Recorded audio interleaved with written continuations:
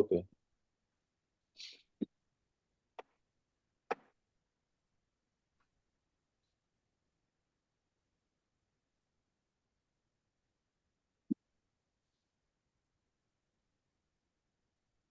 Hi. Hi. Yeah, we can.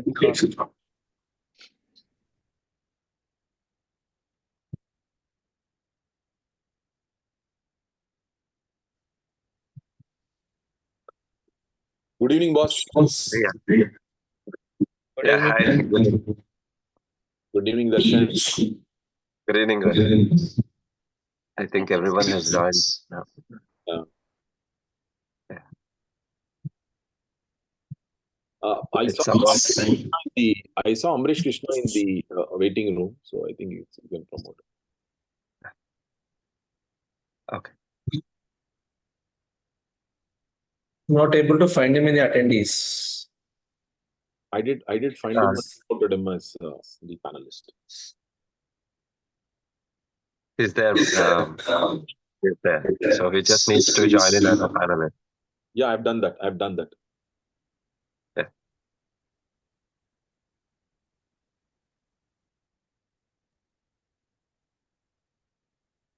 Can we start, sir? I think it's 8:05. Yeah. Okay. Good evening, all. I think. Yeah, I welcome all for the April session of the Journal Club. This month, we are talking about membranous nephropathy. Of all the talks I've heard about IgA nephropathy in World Congress of Nephrology, I just thought there is no other disease in nephrology other than IgA nephropathy currently. So I thought it's a good change to talk something about MGN. I invite Paramita to go through about the multi-target therapy. And I mean, we have already heard about multi-target therapy in lupus nephritis. So it's let's hear about the multi-target therapy, its effectiveness, and how did it fare compared to the conventional Ponticelli regimen?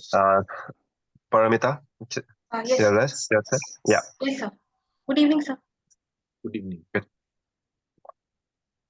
Sir, should I start? Yeah, you can start. Good evening, respected faculties, seniors, and my colleagues. So we'll be beginning today's monthly ISN Journal Club discussion with this following article. So it is a multi-target therapy with a corticosteroid, cyclosporine, and mycophenolate mofetil for idiopathic membranous nephropathy, a prospective randomized control trial which was published in the Journal of Nephrology, Dialysis and Transplant in 2024.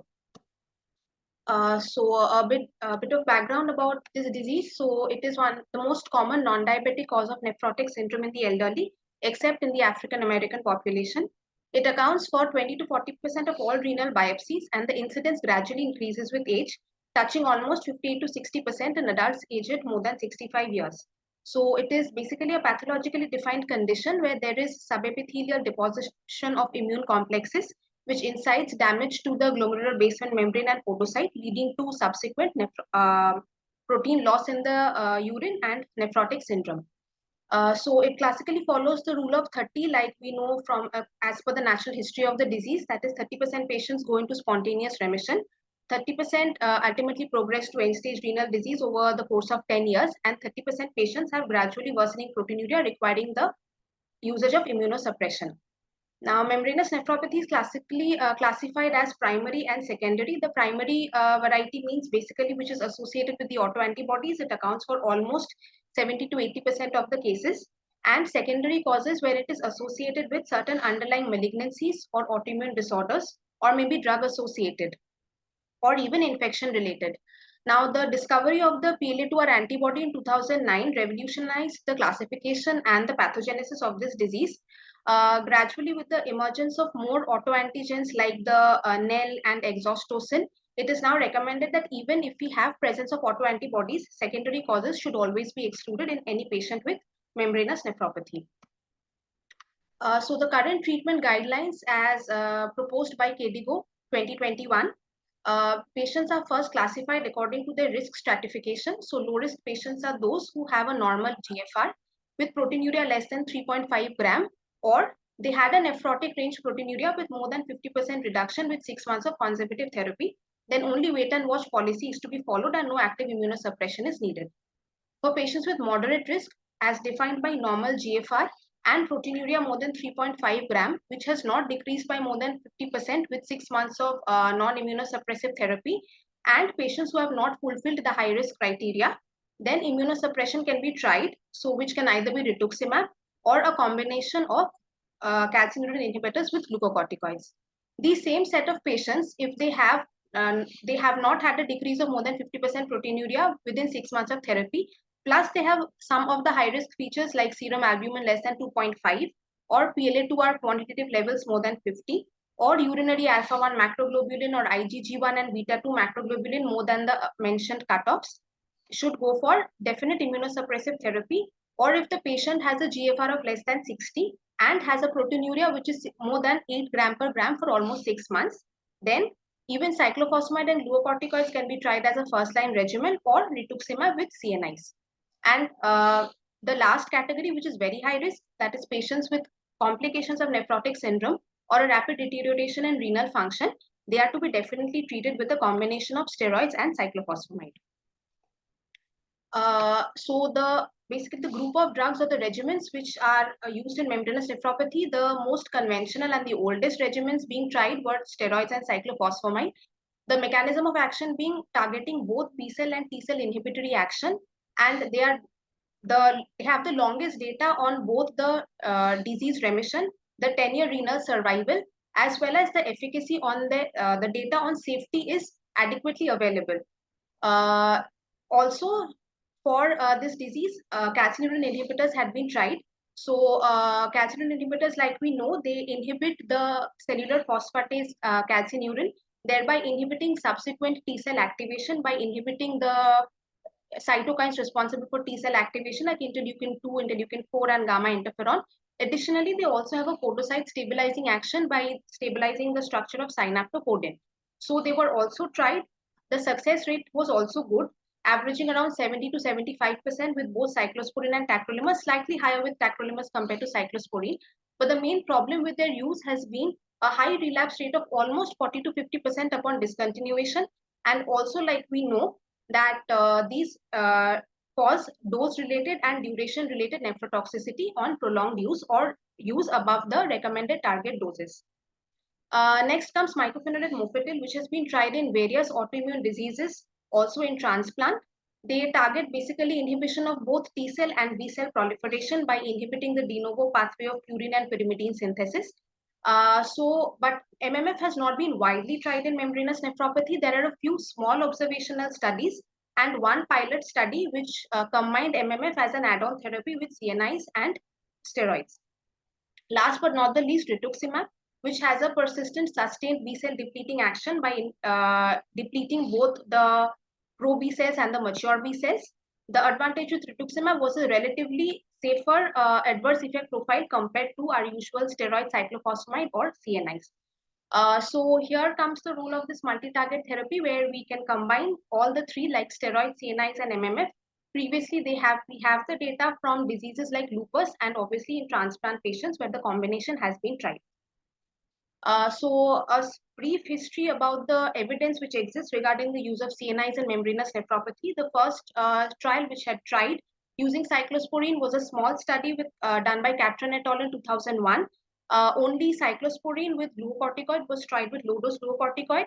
They did have a good response rate of 75%, but was complicated by almost 60% relapse rate at the end of 30 months of therapy.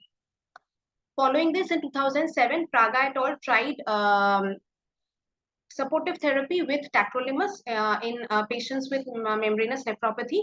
Both trials had around 50 patients. So this again had a good response of 76%, but again was followed by a relapse rate of almost 47% at the end of 30 months of therapy. We have the trial from India done by Raja sir et al. Reported from PGI, which had explored tacrolimus plus glucocorticoids versus our conventional modified Ponticelli regimen. The response rates were comparable at 12 months of therapy of 71 and 77%. However, when the long-term data was analyzed at around 18 months, only 59% of the patients continued to be in remission. Those who were previously treated with tacrolimus and glucocorticoids. So around 40% patients ended up having a relapse compared to only 6.7% in the conventional group. And lastly, the latest trial, Mentor, which came out in 2019. It tried cyclosporine with rituximab. Again, showed a very poor response of cyclosporine at 24 months compared with around 60% remission rate with rituximab, also mirroring the high relapse rates as seen in the previous trials.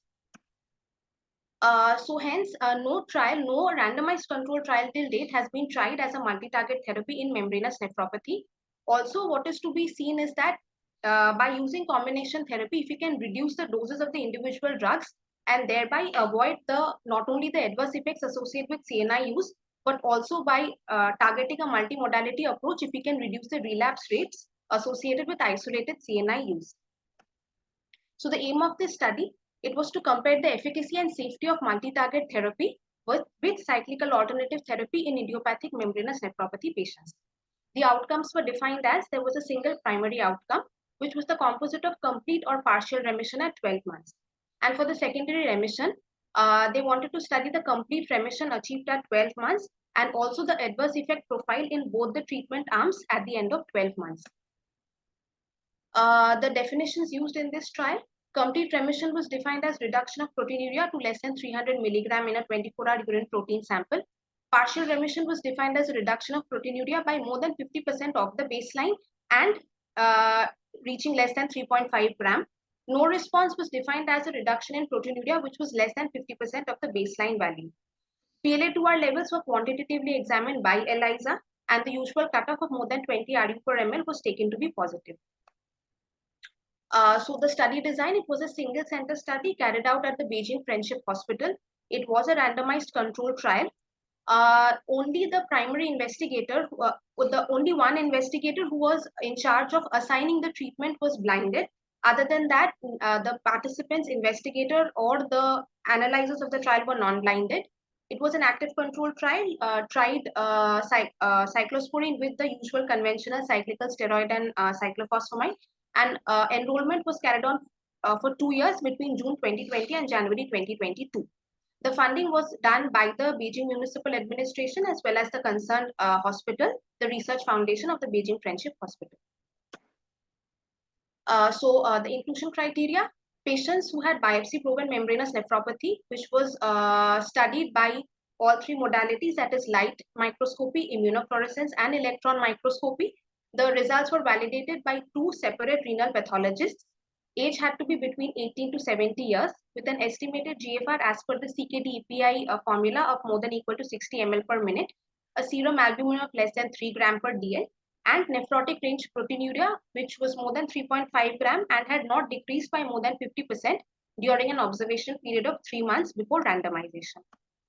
Exclusion criteria were secondary causes, pregnancy or breastfeeding, uncontrolled active infections, previously being treated with an immunosuppression 3 months prior to screening, or the use of any biologicals 6 months prior to screening, or those who had previously been treated with any form of immunosuppression and had not subsequently responded. These patients were to be excluded. Now, randomization was done in a 1:1 ratio by a computer-generated random number table. Allocation concealment was done using sealed envelopes. All patients had to undergo a screening period of 3 months prior to randomization. During this period, they received the standard care of either ACE inhibitors or ARBs at the maximum tolerated dose and or targeting a blood pressure of less than 130 by 80 millimeter mercury. After randomization, these drugs were continued as a part of standard of care in patients in both the groups. So what was the intervention? In the multi-target therapy, oral prednisolone was started at 1 milligram per kg per day. The maximum dose was 60 mg, which had to be maintained for 2 weeks. Following this, it was tapered by 5 milligram every week till a dose of 30 milligram was reached. This was then maintained for 1 month.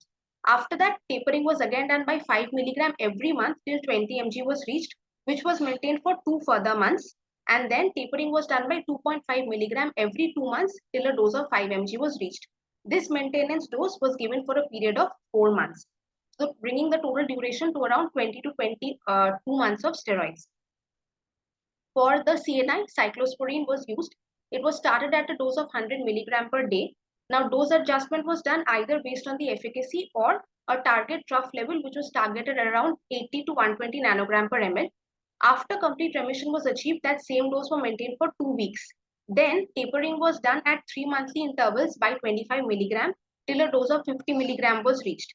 This 50 mg dose was maintained for 12 months, followed by stepping down to 25 mg, which was given for another 12 months. And if the patient had not attained partial remission, then the target dose was maintained for 12 months, and then the same tapering schedule as before was followed. In case of no response at all, the starting dose was maintained for a duration of 6 months. If the proteinuria had still not reduced by more than 25%, then the regimen was changed. And if there was a decrease in proteinuria by more than 25%, this target dose was maintained for 6 months, followed by the tapering as defined before. Finally, mycophenolate was started at a dose of 1000 milligram per day given for 6 months, then tapered down to 750 milligram for 12 months, and finally another 500 milligram given for 12 months. If we see the comparator arm, it is the usual, the modified Ponticelli regimen, steroid in month 1, 3, and 5. However, methylprednisolone was given at a dose of 500 milligram on days 1, 2, and 3, followed by oral prednisolone at 0.5 milligram per kg per day for the remaining 27 days. And cyclosporine was given by oral route in months 2, 4, and 6 with a dose of 1 to 2 milligram per kg per day for 30 days. The maximum dose was 100 milligram per day. Statistical analysis for the sample size estimation, they assumed a estimate effect of 78.3% in the steroid and cyclophosphamide group and effect size of 85% in the CNI group. So for a statistical power of 80% and at a confidence interval of 95%, the target sample size was calculated as 78. So primary outcome analysis was done using intention to treat analysis and also per protocol analysis with estimation of the relative risk between the two groups with a 95% confidence interval using Fisher's test. For the secondary outcome, hazard ratio calculation was also done for the complete remission at 12 months. Categorical variables were analyzed using Fisher's test. Continuous variables were analyzed with unpaired students test or man-Whitney test as applicable. And longitudinal data from randomization to 12 months was analyzed using the generalized estimating equation. Time to event analysis, that is time to relapse of nephrotic range proteinuria, was done using the log rank test. And patients who dropped out of the study without reaching the primary outcome, these patients were censored in the analysis. So this is the consort diagram for the trial. So eligible patients who underwent randomization was 78. 39 of them to the multi-target group and 39 randomized to the Ponticelli group. Among the 39 patients in the active treatment arm, 8 discontinued intervention, 3 because of adverse effects and 5 were lost to follow-up. But by intention to treat, 39 were analyzed, and in the comparator arm, 1 discontinued due to adverse events. There were 2 losses to follow-up. So 36 patients received the treatment and 39 were analyzed as per ITP. Moving on to the results, this table basically shows the baseline characteristics which were comparable in both the groups. So the mean age was around 52 years. Males comprised on an average 69 to 70% of the population. The median proteinuria was 5.6 gram across both the groups, the range being 4.7 to 7. The serum albumin was comparable at 2.1 to 2.2 gram per deciliter in all the 3 groups. 80% patients were positive for serum PLA2R in both the groups. The median level was higher in the multi-target group, but the difference between the 2 groups was not statistically significant. Baseline levels for LDL and use of ACE inhibitors ARBs and prior use of immunosuppression use was also comparable between both the groups.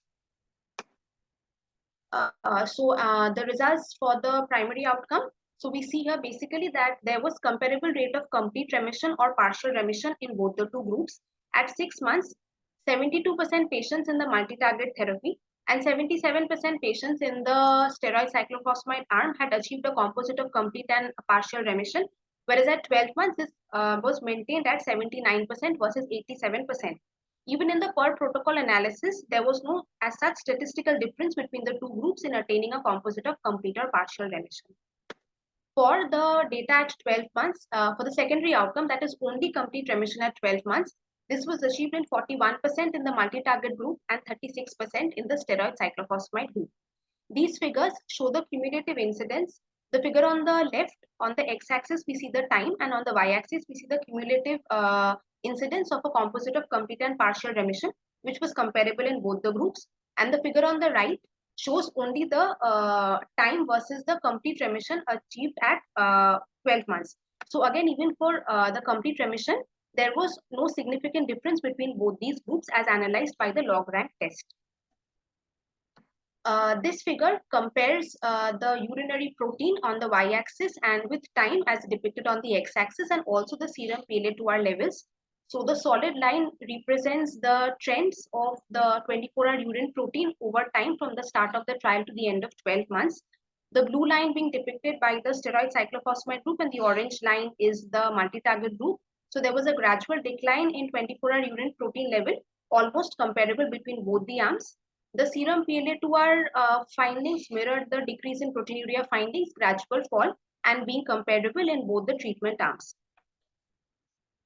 Also, there was no significant difference in the serum creatinine values or the serum albumin values between both the multi-target and the treatment arms.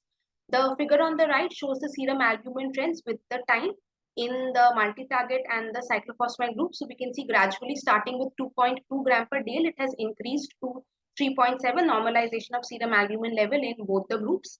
And on the right side, we see that they start with a serum creatinine of, these values are given in micromole per liter. So this comes to around 0.7 to 0.8 milligram per deciliter.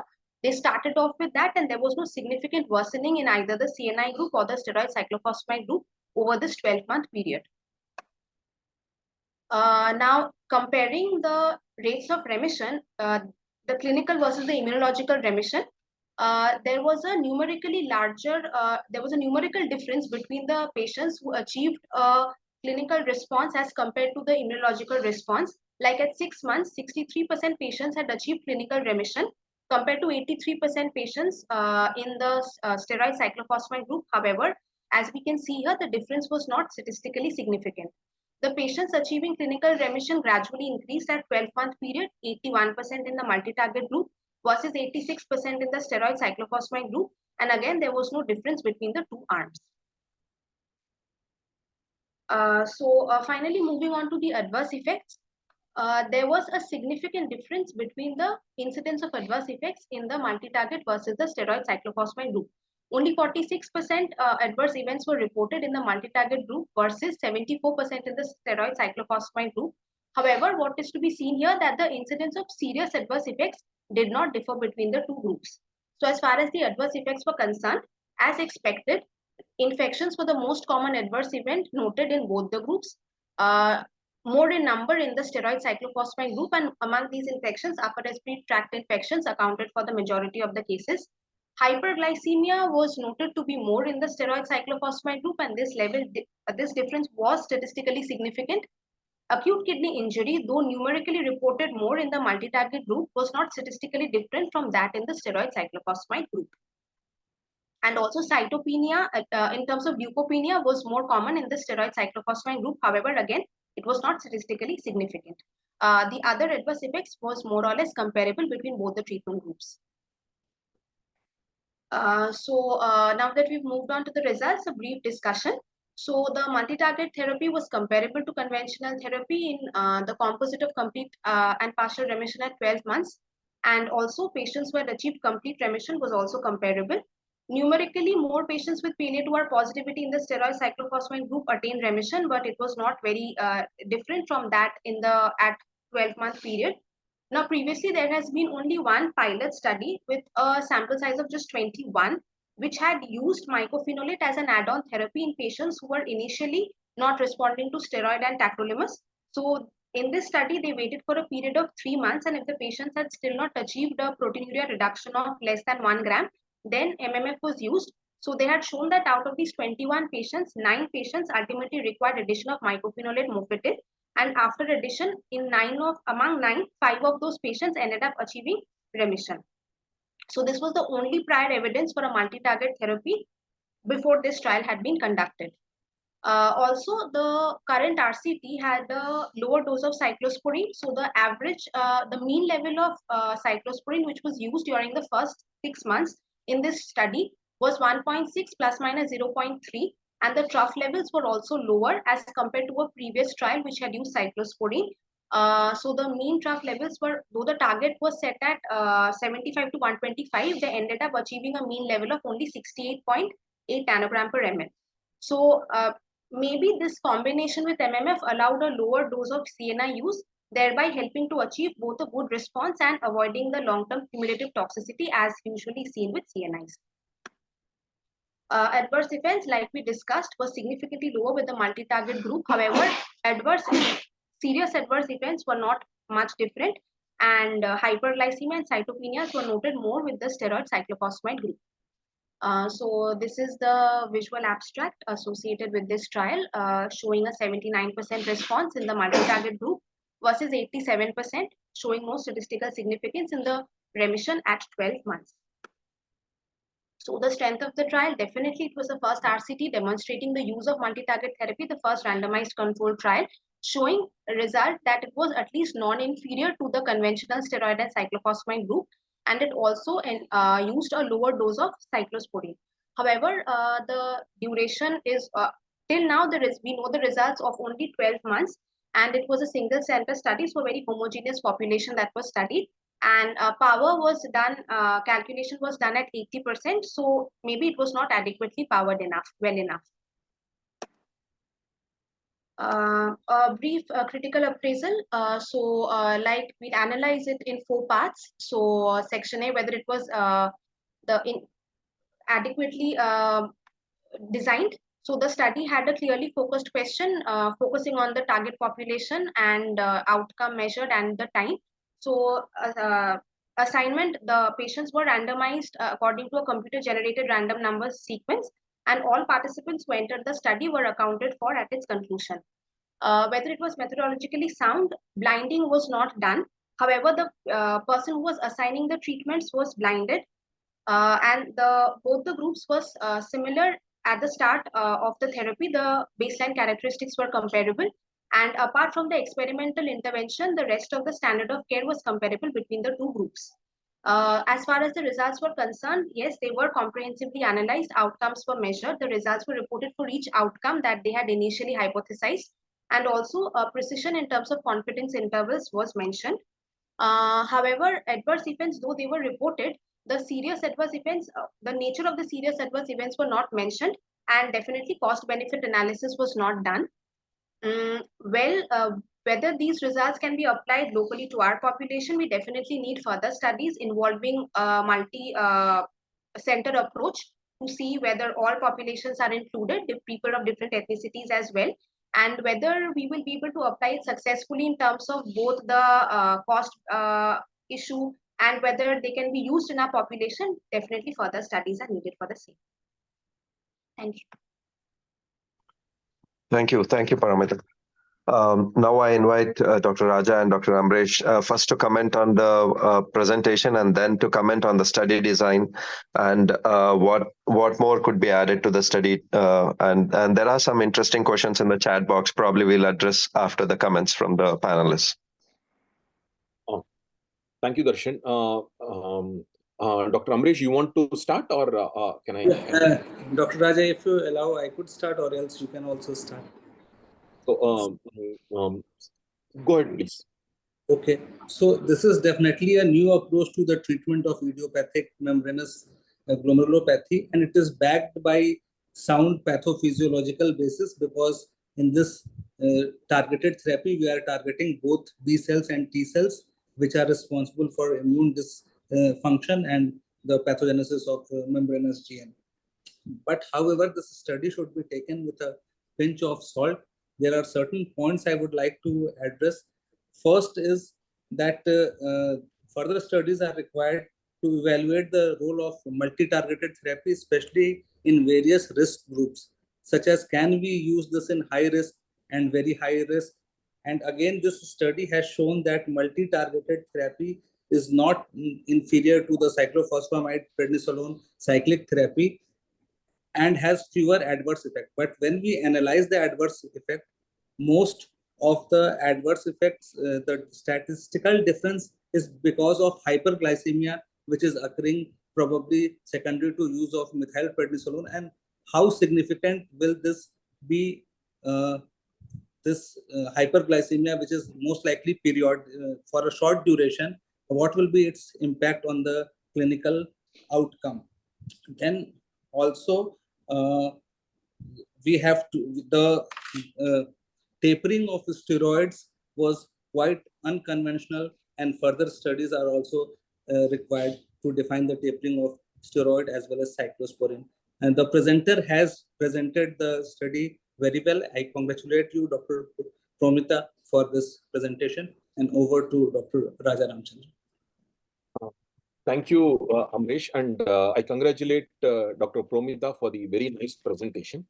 You did very well in your presentation part, which is largely restricted to the article presentation, but I think the critical appraisal could be a little better. So, if the chairman present permit, I think I have a 2-minute comment. Can I go ahead? Dr. Yes, sir, sure. Thank you. So, one is the general comment on management of membranous nephropathy, and then with respect to this clinical trial. See, among all the primary glomerular disease that we have, membranous nephropathy stands out as the only one where we have a reasonable understanding of the pathophysiology of the disease, and we have well-structured clinical trials which inform clinical decisions. Without going into the specifics, I think cyclophosphamide and corticosteroids and rituximab are the first-line therapies. Rituximab, pertinent to this study as well, rituximab represents a newer approach for the management of membranous nephropathy, as it offers a purely steroid-free regimen, but for the pre-medication part, which is a paradigm shift in the management of membranous nephropathy. Yeah, with respect to the corticosteroids and cyclophosphamide, significant dose of corticosteroids required in the cyclical therapy, poses a substantial obstacle for, routine use, especially when rituximab is available, and can actually intimidate a clinician, posing with doses over 10 grams of methylprednisolone equivalent. So among all the kidney disease, modified Monticelli offers the highest dose of corticosteroids, even more than rejections. So coming to the recent article, I think the authors have been lucky. The multi-targeted therapies, as such, as we have a proven track record in preventing antibody production in transplant recipient and inducing remission in antibody-mediated diseases, that is in lupus nephritis. While this study is a positive development in primary membranous nephropathy management, I contend that it may not represent the optimal direction, given that there is substantial corticosteroid component in this regimen. You have more than 6 months of corticosteroids, that too of high dose, more than what you use in kidney transplants. And the study design isn't robust. I think the authors concluded as a non-inferiority, but it was not designed as a non-inferiority trial.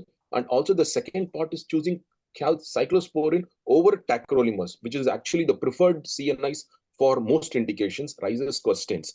Furthermore, in the execution stage, you have more than 25% of the patients who were discontinued study medications or were lost to follow, which is actually unacceptable for a clinical entity like membranous nephropathy, which is generally indolent disease, and you don't lose follow-up of patients. And additionally is the duration of follow. They said that they have used mycophenolate 12 months and 12 months. Was it a typing error of 12 weeks and 12 weeks instead of 12 months and 12 months? Because it shows that they have used mycophenolate for 2 years and the reported outcome at 1 year. So the duration of follow-up is something worth considering. Typically, membranous nephropathy, you report outcome at 2 years. First years to assess the clinical outcomes, and the second years for documenting relapses, which is not uncommon, particularly if CNA is employed as one of the treatment arms. Then with respect to PLA2 or antibody also, it's a very confusing part, because the authors have used mean and standard deviation for representing the PLA2 trajectories. Again, that's a limitation. So these are the few limitations that I feel is there with respect to the study. Yes, I don't think, because of the excessive dropouts, I don't think we can have really a generalizability of this study. Yeah, with this, I will stop and we'd like to hear from the other panelists and the chairpersons. Thank you. Sir, I think we can start with the questions, sir, which the audience have posted. I think the first question was from Dr. Venkatesh Natarajan. Whether there is the loss of 16 patients in the interventional group, will it underestimate the effect? Perfect. Yes, I think that's what I told. 25% of this patient, of the study population, actually 23% to be precise, were lost to follow-up or discontinued medication. So we really cannot make anything out of the outcome. And the next, yeah. Yes, sir. Please complete. The another point that I forgot to mention was the modified Ponticelli performed relatively better than the than the MTT. That's probably also because the modified Ponticelli, the PLA2R was 85, and in the other one it was 200 plus. Although it was not statistically different, but yes, there is a difference between them. Yeah, that brings to the point, Dr. Raja. I mean, if you can realize it, I mean, there is a difference of more than 150 between the two groups, and still the proteinuria, renal function, everything was similar in between the two groups. So my understanding is how can you have a cohort, I mean, which is actually having a 2 to 3-fold high PLA2R, but rest all are matching. That was again. I think one point was that there was a supplementary table where they had made a subgroup analysis based upon the Plar tertiles. And in that, it was seen that in both the groups, it was evenly matched. So I think there is probably a typographical error, but I'm not certain, obviously. It can happen, Dr. Darshan, although it's a good question to think about. But essentially, even patients in various tertiles can have the same degree of proteinuria, creatinine, and serum albumin, but the response will be different. Even the Starman trial, actually, if you see, the PLA2R in the rituximab arm was double than that of the modified Ponticelli. Yes, the other things were similar. Yeah. Good. The next question was whether there is any follow-up and data regarding relapse after stopping CNI, as CNI was given here for 2 years from Dr. Pallavi. This is really confusing. Is there any open label extension of the study? I think the authors only probably because they use the medication beyond 1 year. So probably there is something to come, but they have not clarified this in the protocol. I thought there were typographic errors, actually, to be honest with you. So I think that was another thing, that the drugs were continued for 24 months, but the outcome was only till 12 months. Yeah. And we have a couple of questions about the cumulative dose of steroids, which were used in the multi-target therapy, and a comment that it was very high, and whether the response was because of the steroid dosing rather than the other drugs. I think very well it could be because of the steroids, because the dose of steroids that they've used is much more than actually kidney transplants. We don't use 1 milligram of corticosteroid even in kidney transplant, and they've used it for a good, nice, time. And after that, also the reduction protocols have been, longish. So I think corticosteroid would have been a big part of immunosuppression with this multi-targeted therapy. Is my take. Yes, and dose of MMF which they use with cyclosporine is actually quite less. So if you want to use MMF, usually if you in SLE or some other therapy, 2 to 3 grams.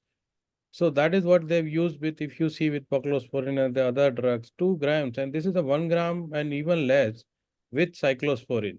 If you are even using with tacrolimus, then it makes sense, but then it's mostly CNI and steroid, and a very high steroid for very long period of time. This impression would be that there would be more side effect in the multi-target therapy. Otherwise, also there are more side effect. And the dose of like in Ponticelli, this what we also use not more than 500 milligram pulse for 3 days. Means 1 gram is the original, but we have never, 1 gram becomes too high a dose, and at least in my practice, I have never used 1 gram pulse for 3 days for that's originally described, because that's too high. And this so I would say that this trial actually does not actually tell about the multi-target therapy as such, which would mean that you use the lower dose of steroid, taper the steroid, and then you use MMF in the higher doses. CNI could be target trough is, we don't know how, when they were able to maintain around 100, or they just based on the because then after some time, 12 months, they reduced to 50 milligram. So whether the target trough level, and an important thing is relapse. Now, after 12 months, they should have stopped and then seen the relapse, that how many of these patients are actually relapsing. That is what we would like to see, that after 12 months. But then they have continued the steroid also for 2 years, which is very actually strange. Yeah. With regard to the trough level, sir, they had maintained it between 80 to 120. That was what was mentioned. Yeah, but then the dosing, they also made a fixed dosing 100 milligram, and then they came down to 50 milligram. And not wrong. Wrong. The levels were about what they had targeted is 80-20, and it was, I think the level they achieved was 68. So it was lower. 68, yeah. Yes, yes, yes. And probably So they have put it as an advantage for the trial, but they have not explained why didn't they do it. exactly. So you're supposed to Yeah, follow. I don't know why they haven't done that. One interesting question was from Dr. Niranjan, whether the response has something to do with the race characteristics, Yeah, considering that MMF has shown some benefit in IgA nephropathy in Chinese population, whether the same can be extrapolated to Chinese population for membranous. it'll be very difficult to say because you have 3 drugs and you don't have 1 drug. Like in IgA and other things, you have 2 drugs, lupus 2 drugs, but here it's 3 drugs, and all 3 are used in reasonable doses. But for cyclosporine, which is less, MMF, which is less, but the steroids are large, so it'll be very difficult to make a comment on only mycophenolate mofetil. But yes, Chinese responds very well to mycophenolate for most glomerular diseases. No. I think a comment about the presence of AKI in the multi-target therapy arm, where 3 patients had AKI. So whether we should be apprehensive about having acute kidney injury with the use of CNAs, whether that will increase, especially with significant hypoalbuminemia, which we see in membranous patients. Indeed, yes. So it's a very small number. It's only 8%. 39. Yeah. And most of them were reversible, so I don't think it should be an issue. Probably they might have a higher level, and probably it would have come down. So that's my guess, actually. But yes, most of them, all of them were reversible, so it should not be an issue. Have they given any reason for the dropouts in this multi-target therapy? 25% patient they dropped out. So what was the reason of that? No reason has been given, sir. Yeah, so that's significant again, as Raja mentioned, but the exact reason is very important. No? And I think a question was from Dr. Sushma Rani about whether any comment on the combination of Ritux, cyclophosphamide, and steroid. Will it ever come into picture? It's totally different from what the study is, but there is a protocol which is used in ANCA-associated vasculitis where they use all the 3, and it's from the Harvard University. They've used the same in membranous nephropathy as well, where they give huge dose of rituximab. They give about 8 grams of rituximab. Remember, 8 grams of rituximab, and they used corticosteroids for 6 months, although it's a lower tapering dose, and cyclophosphamide for 2 months. And this regimen is supposed to have 100% immunological remission and 100% complete or partial remission. So that's the study which is published in American Journal of Kidney Disease. Interesting, sir. I think we have another 2 questions were based on whether it was truly a non-inferiority study, considering that it wasn't very explicitly the non-inferiority margin was not explained and other things.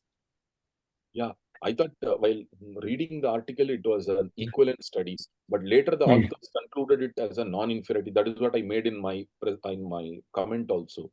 So I'm not very clear about it, because you'll have to have a margin, non-inferiority margin. Then you give a dropout rate also. You also factor the dropout rate and then make a sample size calculation. So I think there is a discrepancy between the statistical methods and the conclusion.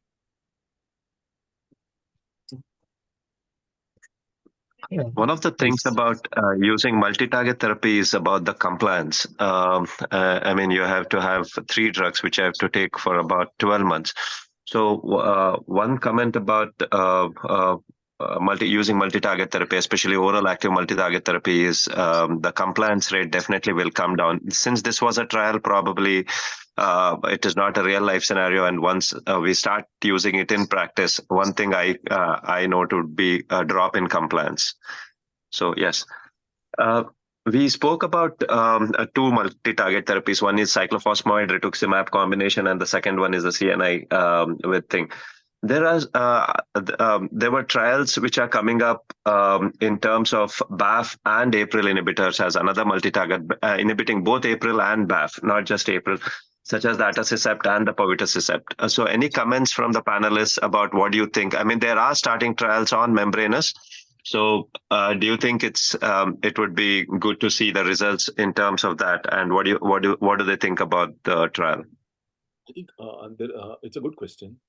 There is a clear-cut pathophysiology basis for these clinical trials, and it's an antibody-mediated disease. So I think naturally they should work in, at least hypothetically, they should work in membranous nephropathy as well. And it'll be good to see this kind of individualized or personalized medicine in membranous nephropathy as well. Only thing is we'll have to look what is going to be the competitor, whether it's going to be cyclophosphamide and corticosteroids, or is it going to be rituximab, because I think we are all graduating slowly towards rituximab in membranous nephropathy. Yes, I request the panelists to probably give their opinion about how do they manage membranous nephropathy in their clinical practice. In a nutshell, probably. Your preferred agent, whether it is the modified Ponticelli or Rituximab, for which patients do you prefer what and why? Dr. Amrish, I think you started. Yeah, usually for the high risk and the very high risk, cyclophosphamide means modified Ponticelli is preferred. And what I have observed that the remission is good and long lasting. And because I'm working in a government sector, rituximab, because of cost, we are not able to use. So mostly we are using cyclophosphamide and prednisolone as modified Ponticelli because it's cheaper. But what I have seen that the remissions, the side effect profile of both rituximab and cyclophosphamide and modified Ponticelli is similar. There is no advantage about it, and remission is maintained better with the modified Ponticelli. So it's my personal opinion. But however, according to the guidelines, in moderate risk, we should rituximab should be the first agent for therapy. But for poor patients, the cost also matters. Well, so Dr. Raja will be in a better position to tell, I think. Thank you, Dr. Amrish. So yes, with respect to our practice, previously we were using only, like I will tell you what I've been doing over the last 12 years. So we were only using cyclophosphamide and corticosteroids in the cyclical patient, and we use that 1 gram dose. So it's about 13.5 grams of methylprednisolone equivalent. So that is what I was using. Then when rituximab came, what we did was for patients who were affordable, who were young, who were not ready to take cyclophosphamide and corticosteroids, or diabetic, we used to give rituximab therapy. We initially started with the CD19 targeted therapy. Now we then graduated slowly to 1 gram on day 0, day 15, and day 90. And after that, then we moved on to using cyclophosphamide and corticosteroids in patients with high titers of antibody and rituximab in low titers of antibody. And now actually what we do is, give rituximab as a first-line therapy, and corticosteroids and cyclophosphamide in those patients who have very, very high levels of anti-PLA2R, like 1000 plus, or in those who have kidney dysfunction. Because, rapidness is very important, and cyclophosphamide and corticosteroids, the rapidity of achieving remission is better vis-a-vis the rituximab, which takes about 9 to 12 months to achieve remission. So that's how I look at. With respect to rituximab, what I have learned over time is giving the first dose is not the important one, but giving in between 3rd to 6 months is going to be the key. Because many a times you will see that antibody do come down in the first 3 months, and there will be a resurgence. So you will have to actually see off that time also with an additional or a top up or booster, whatever you call, dose of rituximab therapies. That's how I see it. Dr. Raja, may I ask about the risk of infertility, which people are so afraid with cyclophosphamide? I have seen patients getting pregnant while on cyclophosphamide, though we advise against pregnancy. So do you think that the infertility thing with cyclophosphamide is so significant as people believe? Yeah. So if you have to look at the data, so membranous nephropathy is disease of middle-aged, where the number of ovum would go down. Like generally it's 35 plus. In the Western, it's 45 plus, and in India, it's 35 plus. So usually there, the ovarian reserve is poor. So with respect to the dose of cyclophosphamide that we use, for a 60 kg man, we use about 13.5 grams of cyclophosphamide in the modified Ponticelli protocol. So if somebody is more than 30 to 40 years of age, so usually, by 9 grams, usually they say that most of them would become infertile. So one odd patient not retaining fertility would be a different thing, but most of the patients would achieve amenorrhea with this dose of cyclophosphamide. Yes, sometimes we use lower dose of cyclophosphamide that may not result in amenorrhea, but the standard dose that we use would result in amenorrhea in somebody who is 35 plus years of age. The lower age group, you may not have that effect. With respect to the males, you don't have this kind of an impact. So it's actually, if you use 13.5 grams, you got a probability, if there is a 75 kg man and you use a 13.5 grams of cyclophosphamide, there will be a 30 to 40% chance of azoospermia, which is lower in male vis-a-vis in a female. Because the reserves go down and ovarian reserves goes down with age. So that's the reason. Okay. Do you, once you have completed the course of rituximab and you are following up with APLA2R titers, and patient is in partial remission, he's doing well, he's not, his serum albumin is more than 3. So do we still give intermittent doses just based on the rising titers of APLA2R? That was one question, Dr. Raja. And the second thing, what I want to ask is, how differently are you managing patients with NEL1 now that NEL1 is being regularly being done across centers, and we have identified that there is a small chunk of patients who are APLA2R negative but NEL positive. Are you still using rituximab for this cohort? And if you're using rituximab for this cohort also, we can't monitor serum markers in them. So how do you give boosters of rituximab in them? Yeah, I think both the questions are very important ones, and I will take one by one. The first question would be is you monitor PLA2R, and if there is a resurgence of PLA2R, do you treat it?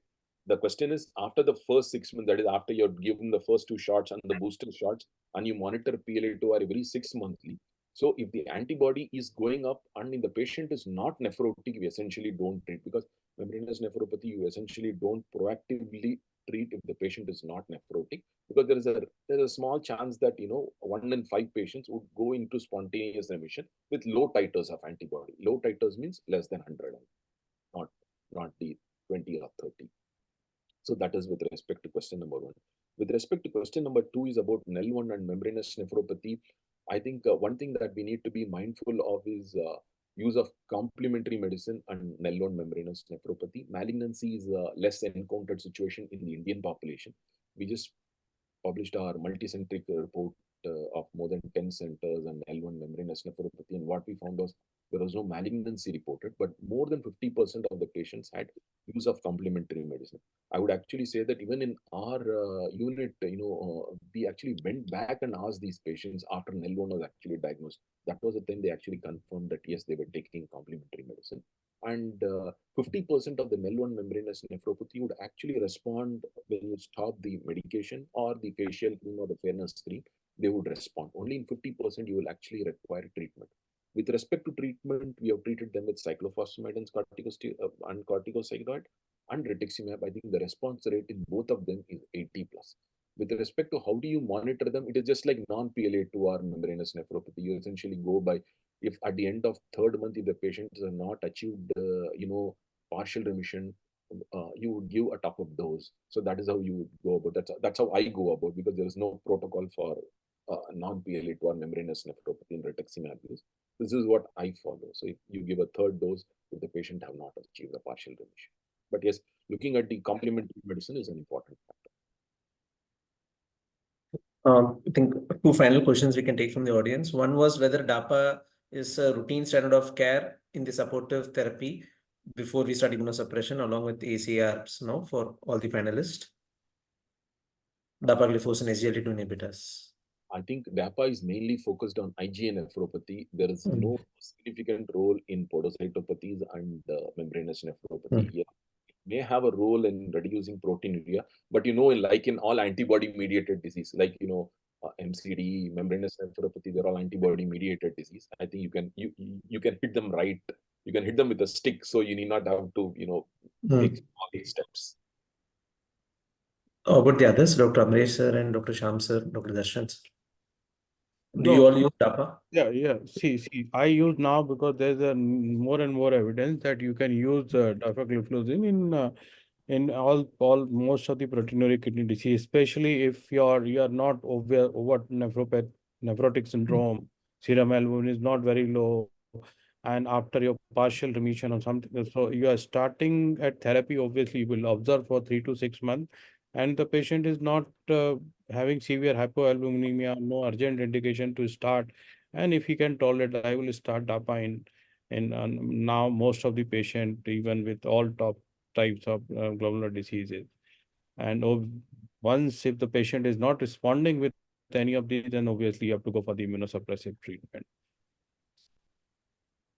Sir, I believe that in conditions where we have a chance of remission, it is better to wait rather than to use DAPA right at the outset. So, for example, if membranous GN, if we are planning to use any immunosuppressive drugs and there is a good chance of remission, so if remission is achieved, then I don't think that DAPA will benefit. And especially when we are using DAPA in hypoalbuminic patients with ACE inhibitors, the chances of acute kidney injury is also there. I have seen people who are using DAPA even in, say, MCD and FSG. So I think that we should wait if remission can be achieved in these conditions. And if remission is not achieved, then we can use it as an add-on therapy to control the proteinuria, similar to what we are using for statins. Yeah, no, see, you have to choose your patient. That is very important. If somebody has edema, somebody has reasonable blood pressure, and then if you add on gradually, that is the, you will not obviously patient who are hypovolumic or the patient who has impaired renal function, you will not start. And then the second group of the patient is once those patients achieve partial remission, but still has substantial proteinuria or some proteinuria. So in those type of the patient, obviously DAPA would be useful. So you have always to see and monitor these patients, whether they are developing any sort of hypotension, they are developing AKI, and so not all patients are same. So it's not for everyone, but then you can it substantially reduces proteinuria in most patients with glomerular disease. Obviously, in minimal chain disease, you will not use dapagliflozin. Patient with FSGS with the severe nephrotic syndrome, you will not use dapagliflozin initially, but later on, once there is a stabilization or there is some proteinuria and hypertension, you will use dapagliflozin in these patients. Certainly, sir, point. The drug of choice for a patient who does not respond to modified Monticelli, would you prefer Ritux or CNA? From Dr. Sandeep. CNI is in membranous nephropathy. I think you reported even the 6-year outcome. So it's like kicking the can down the road. So you may whatever you achieve today is going to be lost tomorrow. It's like so that's how I look at CNI.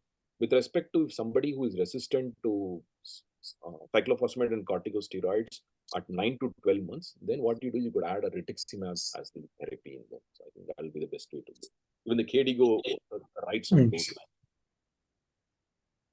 lines. Yes. Okay, so I think I think I've taken most of the questions from the audience, and it is already 9.